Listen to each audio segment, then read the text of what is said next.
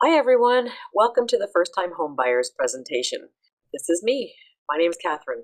I've been a mortgage broker since 1999, and what my job is to make sure that you are comfortable and confident with the whole process of purchasing a home. My job is also to make sure that you not only get the best rates that are going out there from all of the different lenders and all of the different banks, but also to make sure that you're put into a mortgage product that's going to suit your specific needs. My office is located at 9 Franklin Street in Waterdown. That being said, I can put your mortgage financing in place no matter where you're purchasing. Anywhere in Canada, I can place your mortgage. With you watching this presentation, either you're maybe living at home with your folks still, or maybe you're renting an apartment or renting a home right now, and you're deciding, well, should I continue to rent or should I buy? Well, one of the things that I look at is how much you're paying in rent right now, because if things are tight right now with how much you're paying in rent, then we want to make sure that your mortgage payment is not going to exceed what you're currently paying in rent. So that's one thing that I'll look at. Also, I'm going to send you a rent versus buying calculator so that you can take a look at the numbers and play around with that yourself. Do I qualify? Well, one of the main things that is looked at is income. So if you've just started a job, then and your job still has you on probation for say 3 months, you do need to wait until that job probationary period has been completed and you are now a full-time employee.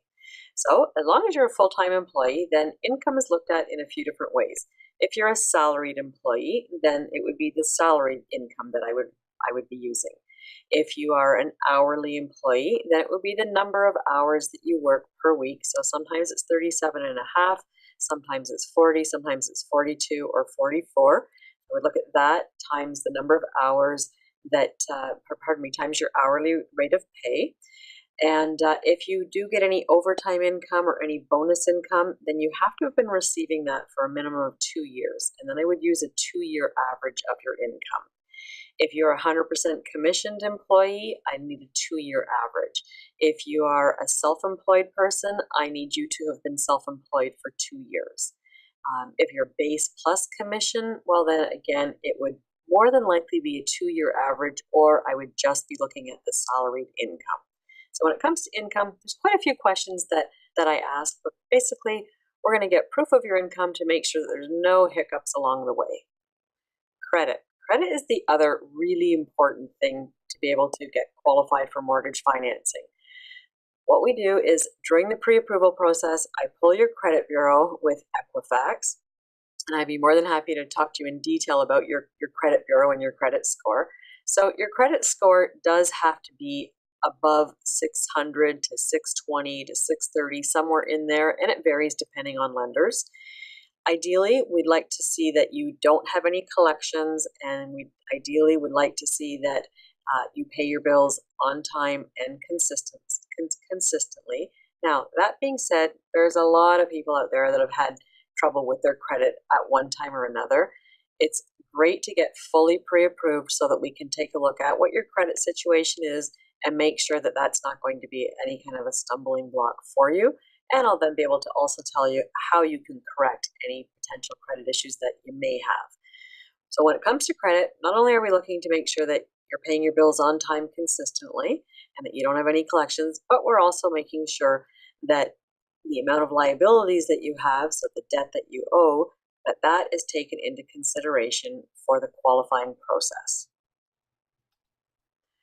Cosigner. Well, a cosigner would be required if there are issues around the income or around the credit. And I could give all kinds of different examples as to, what that would mean. But basically what a cosigner is it's somebody who just strengthens your deal.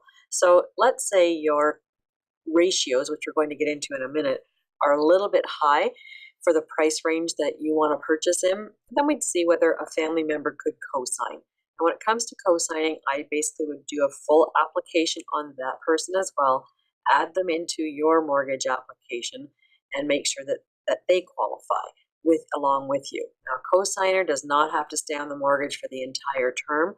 Once you qualify for the mortgage on your own, we can remove the cosigner. There are 2 ratios that are looked at for mortgage financing. The first one is the gross debt service ratio. And so what the gross debt service ratio is it's your mortgage payment and your property tax and your heat. And if it is a condo, then 50% of the condo fees divided by your income or divided by the household income, so the people who are going to be on the mortgage financing. And so we don't want to see your gross debt service ratio be any higher than about 35 to 39%. And the reason why there's a difference between the 35 and 39 is that is depending on your credit score. What that means is it means that you're going to be financially comfortable with those mortgage payments as long as your gross debt service ratio is within that guideline.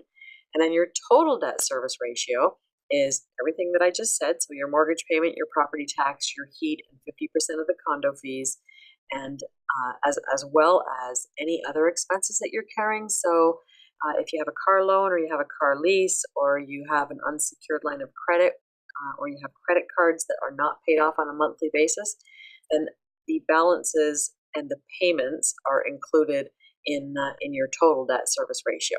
So for example, let's say you have a credit card that you carry a balance of $10,000 on. I would look at 3% of that $10,000 balance, so $300, and add that in to your total debt service ratio. So we don't want to see your TDSR any higher than about 42 to 44%. And I'm going to be able to go over all that with you specifically. Perks for first-time home buyers. Well, the perks for first-time home buyers are that there is a credit that the government has for $750. Now, that is one that a lot of people really don't qualify for, but when it comes to the end of the year and you're doing your taxes, then it's worth it to mention to the person that does your taxes, or if you do them yourself, it's worth it to check to see whether or not you qualify for the $750 tax credit.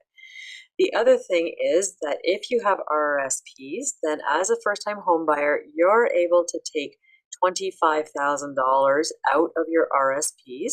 So if you're a couple, you can take a total of $50,000 out of your RSPs, so $25,000 each, and you can use that money for down payment, and you don't have any tax implications on taking that RSP money out. You have 15 years to pay yourself back. So basically you can take the amount and you can divide it into 15 and pay yourself back 1/15 each year, or you can pay back any amount at any time. The other perk is the land transfer tax. So if you're a first-time home buyer, you are exempt from the first $2,000 worth of land transfer tax. Now let's say one of you let's say you're buying two people and one person has owned previously, then there still is a savings. It's just not the full $2,000. It would be approximately $1,000 savings for land transfer tax. Down payment. How much do I need to put as a down payment? Well, you can buy a house with no money down. However, there's only a couple of lenders that are offering the 0% down, and they don't call it 0% down anymore. It's now called a cash back mortgage. So if you don't have down payment, then you can possibly get a cash back mortgage. To get that, you do need to have a very high credit score, and it has to be a pretty strong application. So if you can avoid doing the 100% financing, it is best to avoid it, only because your interest rate is going to be significantly higher. The 0% down is basically the 5-year posted rate is what the rate is. So if you can put 5% down or more, then you're better off with not having to have these high rates, because the rates are significantly lower when you have a down payment. However, whether you're putting 0% down or any amount down, you do have to show that you've got a minimum of 1.5% of your purchase price for your closing costs. We'll get into that in a minute. Let's say you're putting 5% down, which really that is the norm for a first-time home buyer. Then you would be able to get the best rates that are going out of all the banks and all the lenders out there.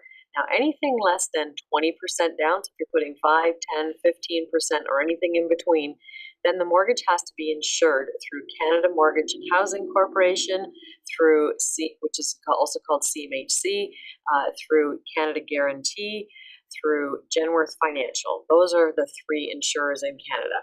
And the more money you put down, the less the insurance premium. Now that insurance premium is different than, your house being insured for if, it was broken into, as an example. That insurance premium is for the lender. And it's basically if you weren't able to make your mortgage payments and the bank had to take your mortgage over as an absolute worst case scenario, then the bank would not be out the money because they've insured your mortgage with one of these three insurers. If you're putting 20% down, and you can do that from your own funds or from or from gifted funds, like let's say somebody from the family gives you some money for the down payment, then that mortgage does not need to be insured, and therefore there's no insurance premium being added on to your mortgage. And one more thing I have to say about this insurance premium, it's not extra money that you have to come up with. It's a figure that is added on to the mortgage. So basically, for a first-time home buyer, if you're putting anything less than 20% down, the amortization has to be 25 years. If you're putting 20% down, the amortization can be 30 years, and there are some lenders that will still amortize the mortgage over 35 years. So let's say you are putting 5% down and we're amortizing it over 25 years, and then let's say a year into the mortgage you come into an inheritance and you're able to put 20% down on your mortgage. That will automatically lower your amortization, meaning that you'll have a lot fewer years to pay that mortgage off. Term. So with mortgages, there are 1-year terms. Actually, there's even 6-month terms. Basically, there's up to 10-year term mortgages. The most popular term is a 5-year term, and then there are fixed rates and there are variable rates. Sometimes people think, well, with a variable rate mortgage, there isn't a term, but there is. There are 3-year term variable rates and 5-year term variable rate mortgages. Most people choose a 5-year fixed rate or a 5-year variable rate mortgage. There is a strategy where some people do choose a shorter term, but for the most part, the 5-year term is the most popular. What that means is that your rate, if you're in a fixed rate, will stay the same for 5 years, and then after 5 years, it'll be time to decide, okay, geez, now what do I do? Do I go renew for another 5-year term? Do I renew for a 1-year term? Do I choose a fixed rate? Do I choose a variable rate? You're not going to have to make that decision until 5 years from now if you choose a 5-year term. And I would be certainly talking to you about the pros and the cons of which way to go. Rates. Well, there are fixed rates and there are variable rates, and there are open mortgages and there are closed mortgages. Rates vary depending on all kinds of things. So it depends on how long the rate needs to be held for. So it might be a quick close where you're going to be purchasing the house within 30 days or 45 days or 60 days. It could be that it's an insured mortgage or that it's a conventional mortgage. It could be that your down payment is from your own resources or your down payment is from gifted resources. So there are various different factors that determine what rates you are eligible for. Another one is that some of the low rates that are being advertised, they can come with a much larger penalty. And we'll talk about penalties in a moment. With the variable rate mortgages, you can lock in to a fixed rate at any time. You can also set your payments so that they're much higher than the actual rate, and that also has an effect on lowering your amortization. And you can, or you can use a strategy of that you want your payment to be as low as possible. So that's a little bit about the fixed rates and the variable rates. Should I use a mortgage broker? Well, the reason why you should use a mortgage broker is because we have access to all of the banks and all of the lenders with the odd exception. So chances are that whatever bank you bank with, I may very well be able to send your mortgage application to that bank and quite possibly get you a better rate than if you were to just walk into that branch.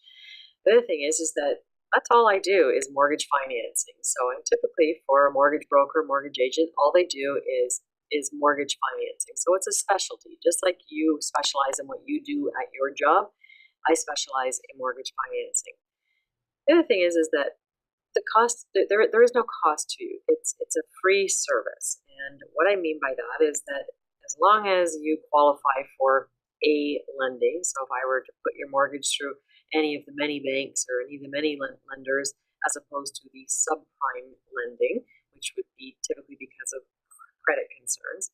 But as long as we're able to put you through the regular banks, then there's no cost for the services, as I'm paid by the lender at the time of funding. The other thing is that I work for you on your terms. So if you want to come in and meet me face to face, we can do that. If you would rather that we communicate by phone or by email, then not a problem. If you want to meet in the evenings or on the weekend, then that's okay too. So whatever works best for you is absolutely fine for me. My hours are around what works for you. The application process is very quick and easy. Typically, if you were going to go to your bank, then you'd have to set up an appointment that's convenient for you and convenient for the two of you to go in and sit down and go through the application process. I can take an application with you over the telephone. It takes us about 5 to 10 minutes over the phone, or I can send you an email that has a mortgage application attached. So it's a quick and simple process to get it done. I can also take a look at your credit bureau, and I don't have to pull it I only have to look at it just the one time. Whereas if you were to go from bank to bank, as an example, you would have multiple pulls on your credit bureau, and that can have an effect on your credit, which may have a detrimental effect. Costs. So what are the costs for getting a mortgage? Well, nothing's hidden. There's no hidden costs. So I give you a down payment calculation sheet. I give you a closing cost sheet so that you know exactly what's happening with all of the money. Because my job is to make you feel confident and comfortable with the whole process. And the more you know, the more confident you're going to be in the process. So with costs, you do need to have 1.5% of the purchase price for your closing costs. Now, closing costs would be, let's say you're putting less than 20% down and the mortgage therefore needs to be insured. Well, that insurance premium is added onto the mortgage. However, you do have to pay the 8% PST on that insurance premium, and that becomes one of your closing costs. The other closing costs would be what your lawyer charges you.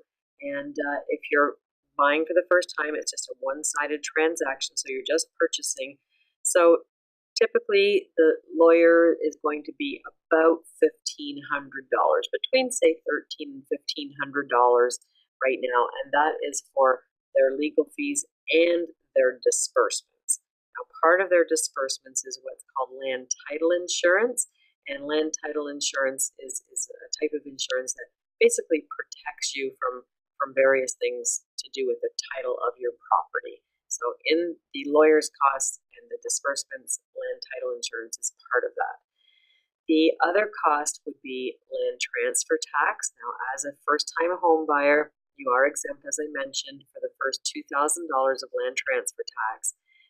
However, if there is, if it's higher than $2,000, then you would have to have the difference. You can Google land transfer tax and a calculator comes up right away. It's about 1% of your purchase price. It may be a little bit more than 1% depending on the purchase price. So if you Google that, you'll see exactly what your land transfer tax would be. So those are really your closing costs. Is your PST, your legal fees with the disbursements, including the land title insurance, and your land transfer tax. The only other thing, it's not really a cost, but it would be a property tax adjustment. And let's say you are buying on December the 15th, but you're closing, so that's your closing, you're moving in December 15th, and the people that own the house right now, they've paid their property taxes until December 31st. You would be reimbursing that person for their property taxes for those 16 days. But that's something that the lawyer looks after, not something that you need to worry about. One other thing is that when you go to get your hydro set up, the hydro company often asks for a deposit. Now, sometimes they say if you can show us a credit bureau that shows that you have good credit, that then you don't have to put this $250 deposit down. You can just ask me for a copy of your credit bureau, and I can send that to you to save you that expense. Well, the next step is that if you don't have a real estate agent, then it would be a matter of getting a real estate agent, and I can certainly refer a realtor to you for the area that you're wanting to purchase in. The realtor definitely will want to know that you're pre-approved, and it's important for you to know that you're pre-approved as well before you go out and start looking, because if you decide that you're going to put an offer in, then your offer is going to be, and your offer is accepted, then you feel comfortable and confident that you're going to be able to get a mortgage for that property. Also, if I've done a full pre-approval on you and I've collected in your proof of income documentation and I've said, okay, you are good to go, all thumbs up, then I'm in a position to say to you, you can go in without the condition of financing, because you can often go into competition when you put an offer in on a house. And if your offer is able to say that you don't need a condition of financing, chances of you winning that house over somebody else who has that condition in is pretty high. So getting a full pre-approval is definitely in your best interest. Get pre-approved today. I'd be more than happy to chat with you. Just put your name and email address and phone number in below, and I'd be happy to give you a shout and answer all of your questions, gather some information, get you pre-approved right away. Looking forward to talking to you. Good luck.